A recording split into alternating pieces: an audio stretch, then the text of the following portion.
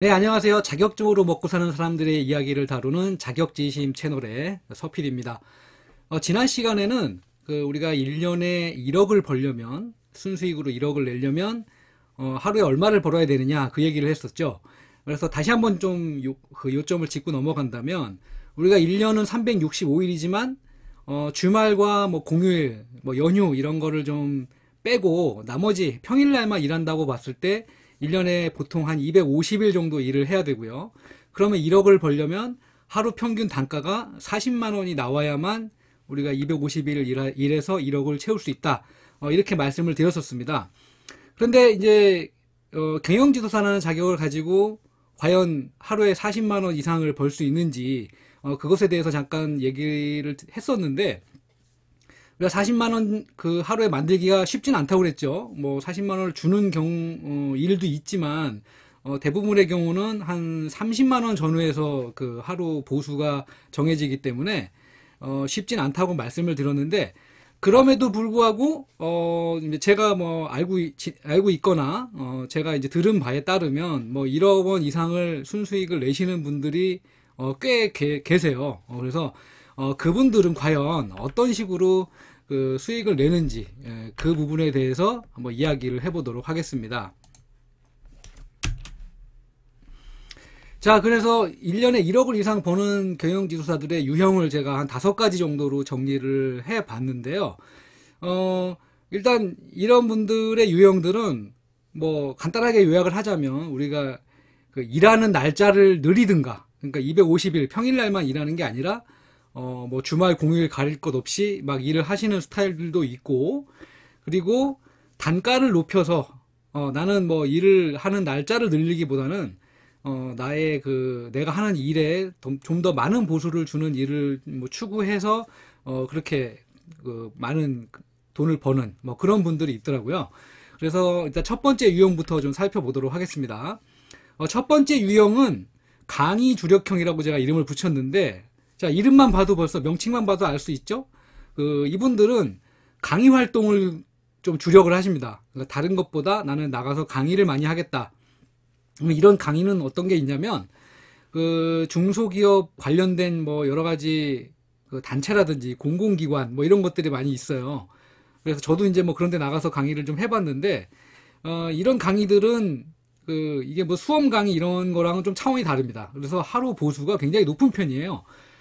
그래서 뭐 한 하루에 보통 한 6시간 예를 들어서 강의를 한다. 내가 나가서. 그러면, 평균 시간당 15만 원 뭐에서 뭐 그 어떤 기관에서 어떤 주제로 부르냐에 따라서 그 더 높아질 수도 있겠지만 제가 해본 바에 따르면 하루 그 나갔을 때 시간당 15만 원 정도 또는 그 이상 이렇게 그 책정을 하더라고요. 강사료를.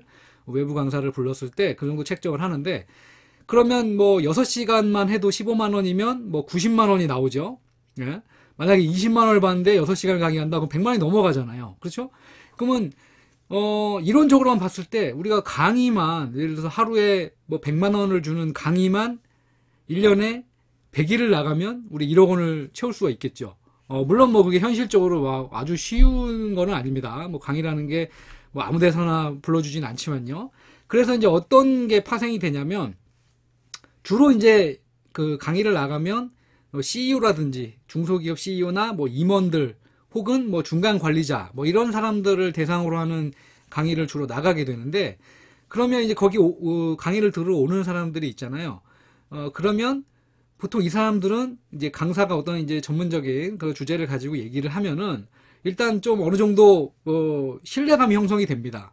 일단 뭐 그 기관에서 강의를 시켜줬다는 얘기는 이 사람이 기본적으로 뭔가 이렇게 전문 분야가 있고 어떤 실적이 검증됐고 뭐 이런 게 간접적으로 증명이 되는 거기도 하고 또 그런 자리에 자기가 시간을 내서 나올 정도의 CEO라든지 임원들이라면 굉장히 뭔가 이렇게 그 자기 회사에 뭔가 정말 직접적으로 그 활용할 만한 그런 기대를 가지고 오는 경우가 많거든요. 그래서 강의를 듣고 그 강의 내용이 만족을 하게 되면 이 CEO가 따로 그 만나자고 얘기를 합니다. 그래서 뭐 컨설팅 제안이 들어오는 경우도 있고요. 뭐 아니면 자문을 요청하기도 하고 뭐 그런 파생되는 이제 수입이 생기기 때문에 강의가 이럴 때는 아주 굉장히 효과적이죠. 자, 그리고 이런 강사분들은 어떤 식이냐면 어떤 새로운 뭐 떠오르는 트렌드 이런 게 있으면 빨리 포착을 해가지고 그 무주공산일 때 강사 자리를 빨리 그 잡는 그런 포지셔닝을 많이 하십니다. 뭐 그래서 예전에 뭐 트리즈라는 그 기법이 유행했을 때는 뭐 이제 그쪽을 먼저 빨리 막 파가지고 자기가 그쪽으로 홍보를 해서 강의를 많이 나가고, 뭐 요즘에는 뭐 스마트 팩토리라든지 뭐 AI, 뭐 4차 산업 이런 게 이제 핫하죠. 그러면 이제 기관들이나 이런 데서 강의 그 수요가 굉장히 많단 말이에요. 그래서 이런 쪽으로 자기를 빨리 포지셔닝을 해가지고 이제 강의를 나가는 뭐 그런 경우가 굉장히 많습니다. 하지만 이제 단점도 있죠. 강의만 예를 들어서 내가 모든 강의가 다 뭐 100만 원씩 하루에 주는 건 아니기 때문에 강의를 많이 나가다 보면 그만큼 내가 어떤 뭐 컨설팅이라든지 이런 거를 할 수 있는 그 날짜가 줄어들잖아요. 그래서 끊임없이 자기 개발을 하고 뭐 이런 컨설팅 능력을 계속 그 연마를 하지 않으면 그냥 이제 강사로 그치게 되는 그런 또 위험성이 좀 있습니다. 자, 그 다음에 두 번째는 박리다매형이라고 제가 이름을 붙였는데요. 이건 뭐냐면 수임 활동을 전담하는, 그러니까 고객 유치 활동을 전담하는 영업사원을 따로 둡니다. 그걸 둬가지고 아주 그냥 물량을 많이 확보를 합니다. 컨설팅 물량이라든지 뭐 여러 가지. 그래서, 물론 이제 그 영업사원에게 그 수입의 일부분을 뭐 떼줘야겠죠. 뭐 고정급여를 주면 고정급여도 있을 거고, 뭐 성과급도 있을 거고, 소개비도 있을 거고. 그래서 일단 물량으로 승부를 합니다. 그러니까 영업사원에게 뭔가를 그 급여를 주거나 성과급을 줘야 되기 때문에 나의 순수익이 그만큼 줄어들지만 그것을 물량으로 이제 해소하겠다라는 이제 그런 마인드로 하는 형태죠. 그래서 이런 박리다매형은 주로 어떤 업무를 많이 하냐면 대표적으로 뭐 이렇게 뭐 정책자금 신청 업무라든지 그다음에 뭐 각종 인증 업무 있잖아요. 뭐 ISO 인증도 있겠고 뭐 그다음에 그 벤처기업 확인 업무라든지 또 뭐 기업부설 연구소 같은 거 이런 거 이렇게 정형화된 업무가 좀 있어요. 예, 그런 업무들 위주로 수임을 해서 물량으로 많이 소화하는 그런 스타일입니다. 하지만 이제 이런 유형의 문제점은 뭐냐면 이게 잘못하면 이제 불법이라든지 편법으로 가기가 좀 쉬워요. 그런 경계선에서 항상 그 일을 해야 되는 그 위험성이 좀 있습니다. 잘못하면 뭐 변호사법 위반이 될 수도 있고 뭐 이제 또 그 정책자금 관련 기관에서는 이 뭐 경영지도사 자격이 있으면 그거 이제 대행 업무를 수행할 수는 있지만 그 수임료를 받을 때 뭐 내가 예를 들어서 뭐 정책자금 2억 원을 유치를 해주면 뭐 그거에 몇 %를 보수를 받는다 이런 거는 이제 금지를 하고 있거든요. 금지를 하지만 또 몰래 하는 사람들이 있을 수 있겠죠. 분명히 뭐 20%를 달라라든지 뭐 이런 식으로. 그래서 이런 항상 불법과 편법의 사이에서 경계선에서 일을 해야 되기 때문에 잘못하면 세월왕을 찰 수 있는 그런 위험성이 있다. 예. 하지만 뭐 이렇게 영업사원을 두고 일하는 실제로 경영지도사도 있다. 그리고 그 중에는 굉장히 많은 고소득을 올리는 분들도 있고 뭐 그런 분들이 또 인증하는 경우도 있어요. 왜냐하면 이제 자기가 다른 영업사원이라든지 아니면 이제 그 실무를 좀 하는 지도사를 채용하기 위해서 뭐 인증하시는 분들도 있더라고요. 자, 그 다음에 3번으로는 제가 에너자이저형이라고 이름을 붙였는데, 이름만 봐도 뭐 굉장히 활동을 많이 한다, 뭐 이런 걸 느낄 수가 있겠죠. 여러분들이 짐작하실 수가 있을 거예요. 자, 1년 365일을 이런 분들은 이제 완전 풀로 돌릴 각오를 하고 일을 합니다. 제가 그 첫 시간에서는 1억을 벌기 위해서 1년에 365일이지만 252일을 일을 한다고 가정을 했을 때 40만 원을 벌어야 된다, 하루에. 이렇게 계산을 했는데, 에너자이저형은 1년이 365일이 아니라 뭐 한 500일 정도 되는 그런 마인드로 일을 하는 그런 스타일이에요. 그래서 뭐 거의 전국을 다 돌아다닙니다. 그러니까 업무를 수행하면 전국을 다 돌아다니기 때문에 거의 대동여지도를 그릴 수 있는 그런 수준으로 각오를 하고 일을 하더라고요. 그래서 뭐 오늘은 서울에 있었는데 다음날 어디 있냐 보면 저기 뭐 어디 그 충청북도에 가 있고 또 그 다음 날에는 뭐 그 광주에 가 있고 전라도 광주에 가 있고 뭐 그 다음에는 또 저기 이제 뭐 경상도 포항에 가 있고 막 이런 식으로 일을 합니다. 그래서 이런 스타일은 수행 지역이 어디냐, 나한테 일을 주는 사람이 어디에 있는지, 뭐 나한테 꼭 컨설팅이 아니더라도 뭐 강의라든지 뭐 여러 가지 있을 수 있잖아요. 예, 그런 뭐 평가위원 뭐 이런 것도 지역을 가리지 않습니다. 그리고 보수에 연연하지 않습니다. 적게 주든 많이 주든 내가 그 날짜가 비면 가서 일을 하는 거예요. 예. 그래서 어떻게 보면 이게 인생을 좀 갈아놓는 약간 스타일이라서 저는 좀 이렇게는 일하고 싶지 않은데 뭐 젊은 지도사 중에는 이렇게 해서 나이는 많지 않지만 굉장히 고소득을 올리는 그런 스타일들이 있더라고요. 근데 약간 저렇게 해서 몇 년을 더 이렇게 저런 식으로 일을 할 수 있을지 좀 걱정이 되긴 하는데 어쨌든 그런 스타일이 있고 역시 이제 나이가 깡패인지 예, 젊은 분들은 그걸 가능하더라고요. 예, 저는 그렇게 하면 죽을 것 같아서 못하겠습니다. 예. 자, 그 다음에 네 번째 가치 추구형이라고 제가 이름을 붙였는데 가치 추구형은 어떤 스타일이냐면은 그 보수가 높은 업무에 주력을 합니다. 그러니까 아무거나 하는 게 아니라 물론 처음에는 이런 분들도 뭐 이것저것 막 해보다가 이건 뭐 너무 낮은 보수의 일을 하려니 너무 뭐 힘들고 효율도 안 나오고 그리고 또 여러 가지 문제점이 있다 보니까 나이가 있으신 분들을 좀 이런 걸 추구하는 경우가 좀 많겠죠. 뭐 젊은 사람들처럼 막 동해번쩍 서해번쩍 막 그 하루 종일 일을 할 수도 없고 밤새 일하기도 힘드니까 그래서 보수가 높은 업무를 찾아서 자기 전문성을 그쪽으로 발휘하는 스타일인데 자, 이런 경우는 어떤 특징이 있냐면 일단 형식적으로는 컨설팅 법인에 보통 소속이 되어 있습니다. 소속이 되어 있는데 그 컨설팅 법인이 항상 그 법인으로서 팀으로서 하는 업무가 항상 있는 건 아니거든요.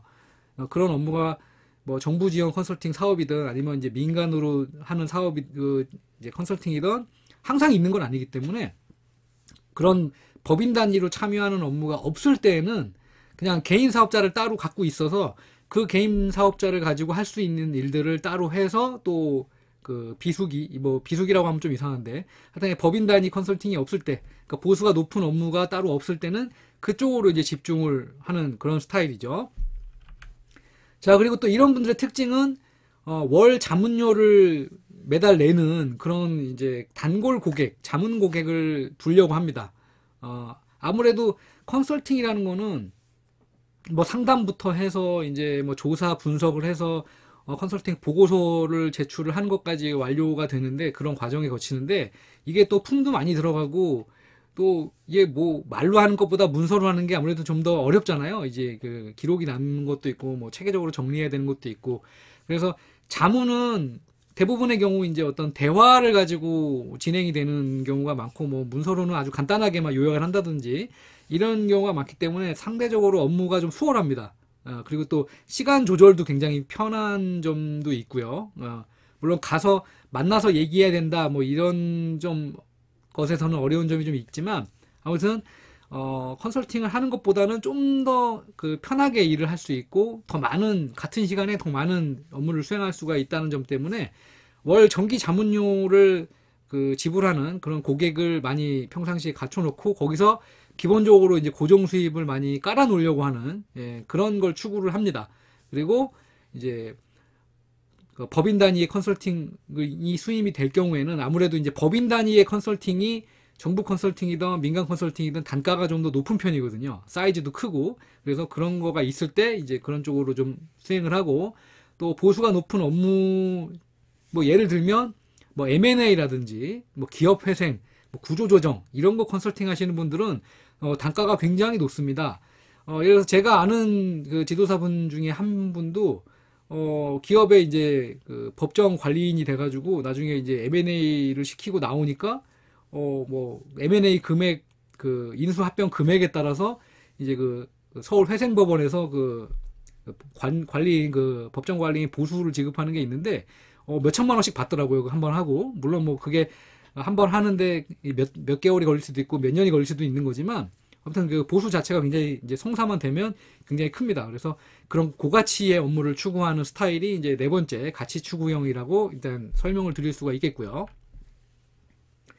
그 다음에 분산 투자형, 뭐 굳이 따지면 제가 이쪽 이 5번 분산 투자형에 이제 해당이 되는데 이건 어떤 스타일이냐? 뭐 회사를 다니면서 겸직, 또 다른 업무와 겸업을 많이 해가지고 일정 부분 일단 기본적으로 고정 수입을 확보를 해놓습니다. 저 같은 경우도 이제 지도사 자격을 취득한 이후에 그 예전에 다니던 회사에서 나와서 창업을 해가지고 그때 창업할 때도 그때 회사에서 제 그 윗분, 예, 제가 기획팀장이었는데, 예, 기획실장님, 전략기획실장님이었던 분하고 이제 같이 나와서 퇴직금 다 집어넣어가지고 창업을 해서 지금까지 그 회사가 유지되고 있는데, 예, 거기서 저는 이제 등기 이사이고 해서 보수가 좀 나오죠. 기본적으로 고정 보수가 좀 나오고 회사 주주기도 하니까 뭐 배당도 받고 뭐 이제 그래서 고정 수입이 좀 확보가 됩니다. 그리고 또 그 외에도 뭐 지금은 나가진 않지만 이제 대학교에 뭐 외래 교수 시간 강사죠. 뭐 그거 나가서 강의하는 적도 있고 뭐 다른 강의를 또 뭐 하는 건 경우도 있고 고정적으로. 그리고 제가 또 사단법인 제 고객사의 분 중에 사단법인의 이제 대표가 되신 분이 있는데 그분이 이제 자기 등기이사를 좀 해달라고 해서 그런 사단법인의 등기이사로 또 그 등재가 되어 있어서 거기서 또 좀 보수를 받을 수 있고요. 그래서 이런 식으로 고정 수입을 확보를 해놓는 특징이 있습니다. 분산 투자형은. 그래서 지도사 업무를 함에 있어서도 어느 한쪽 유형에 치우치지 않고 앞서 살펴본 네 가지 유형 어느 한쪽에 막 너무 몰빵을 하지 않고 다양하게 수입원을 만듭니다. 뭐 강의도 조금 하고 평가위원도 조금 하고 컨설팅도 정부 지원 컨설팅도 조금 하고 뭐 민간 컨설팅도 조금 하고 굉장히 다양하게 이제 수행을 해서 어느 한쪽에 뭐가 잘 안 풀려도 기본적인 어떤 수입이 이제 보장이 될 수 있도록 그렇게 이제 포트폴리오를 구성을 하는 거죠. 예. 그래서 이렇게 5가지 그 고소득을 올리는 경영지도사의 스타일을 알아봤는데요. 여러분들이 이 경영지도사는 자격에 대해서 실무에 대해서 잘 모르시는 분들은 이번 기회를 통해서 어떤 식으로 돈을 벌고 이것도 잘만 써먹으면 잘 벌 수 있다라는 사실을 여러분들이 그 이해를 하셨으면 좋겠고요.